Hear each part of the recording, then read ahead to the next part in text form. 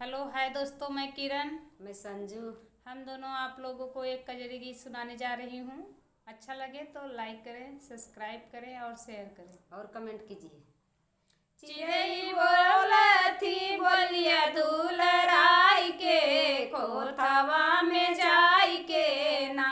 चिड़ै बोलथी बोलिया दुलराई के, खोथवा में जाई के ना।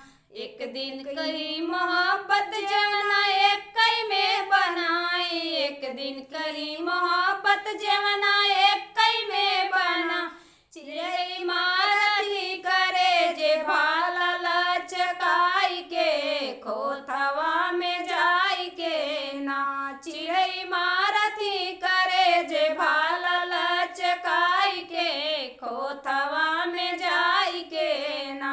चिड़ै बोलथी बोलिया दुलराई के, खोथवा में जाई के ना। चिड़ै बोलथी बोलिया दुलराई के, खोथवा में जाई के ना।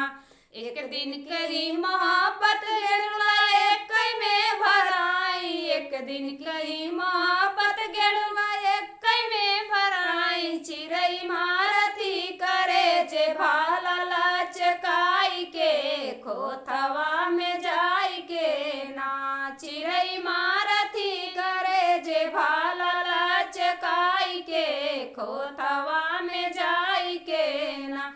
चिड़ै बोलथी बोलिया दुलराई के, खोथवा में जाई के ना। चिड़ै बोलथी बोलिया दुलराई के, खोथवा में जाई के ना।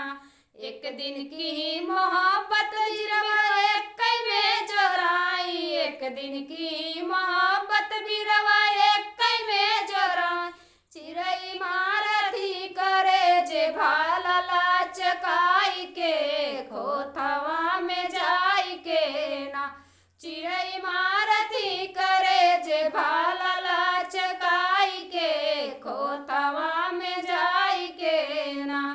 चिड़ै बोलथी बोलिया दुलराई के, खोथवा में जाई के ना। चिड़ै बोलथी बोलिया दुलराई के, खोथवा में जाई के ना। एक दिन की मोहब्बत से जिया एक में लगाई, एक दिन की मोहब्बत से जिया एक में लगाई। चिड़ै